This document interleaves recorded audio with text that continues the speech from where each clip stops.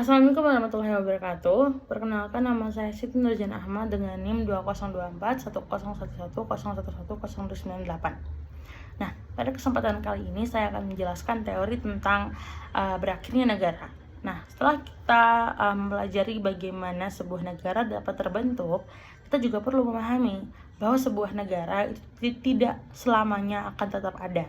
Nah, dalam kondisi tertentu, sebuah negara itu dapat kehilangan eksistensinya atau berakhir sebagai negara yang berdiri sendiri. Berakhirnya negara adalah keadaan ketika suatu negara itu tidak lagi memenuhi unsur-unsur sebagai negara atau kehilangan kedaulatannya karena sebab-sebab tertentu. Nah, ada beberapa teori atau penyebab yang menjelaskan bagaimana suatu negara itu dapat berakhir. Nah, mari kita bahas satu persatu. Teori yang pertama yaitu berakhir karena penaklukan. Teori yang pertama menyatakan bahwa negara itu dapat berakhir karena ditaklukkan oleh negara lain melalui peperangan. Jika suatu negara kalah peperangan dan seluruh wilayahnya dikuasai oleh negara yang menang, maka negara tersebut kehilangan kedaulatannya dan tidak lagi berdiri sebagai negara yang merdeka. Nah, contohnya dalam sejarah itu banyak kerajaan atau negara yang hilang karena berhasil ditaklukkan oleh kerajaan lain. Nah, lalu teori yang kedua yaitu berakhir karena penggabungan atau fusi. Nah, suatu negara itu juga dapat berakhir karena bergabung dengan negara lain untuk membentuk negara baru. Dalam keadaan ini, negara-negara yang bergabung sama-sama menghapus status negaranya, kemudian membentuk suatu negara yang baru dengan pemerintahan yang baru pula. Nah, artinya negara lama itu sudah tidak ada lagi karena telah melebur menjadi negara baru. Lalu teori yang ketiga berakhir karena peleburan atau masuk ke negara lain atau aneksasi. Nah, berbeda dengan penggabungan, pada aneksasi itu hanya satu negara yang kehilangan statusnya karena menjadi bagian dari negara lain. Nah, negara yang bergabung tidak lagi berdiri sendiri, melainkan menjadi wilayah dari negara yang lebih besar. Nah, akibatnya negara tersebut kehilangan kedaulatan dan identitas kenegaraannya. Lalu masuk ke teori yang keempat, yaitu berakhir karena perpecahan.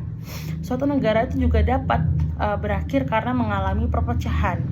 Perpecahan itu terjadi ketika suatu negara terpisah menjadi beberapa negara baru akibat perbedaan politik, suku, agama, atau konflik berkepanjangan.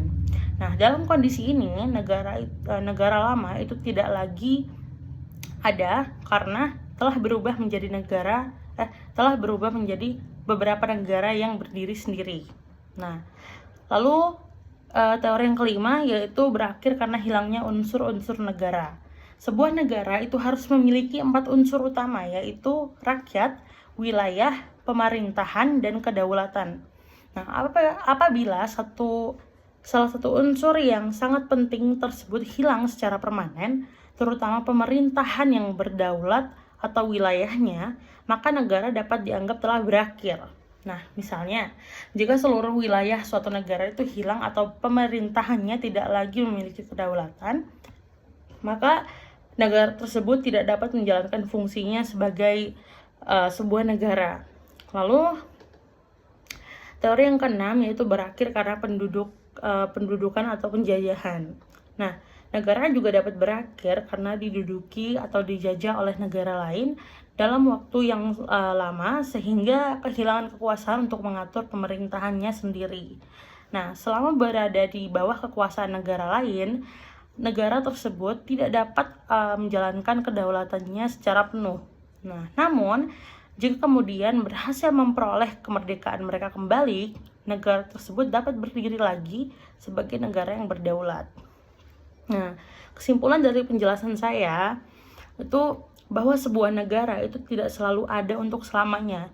Negara itu dapat berakhir karena berbagai sebab, seperti penaklukan, penggabungan dengan negara lain, aneksasi, perpecahan, kehilangan unsur-unsur negara, maupun karena pendudukan atau penjajahan.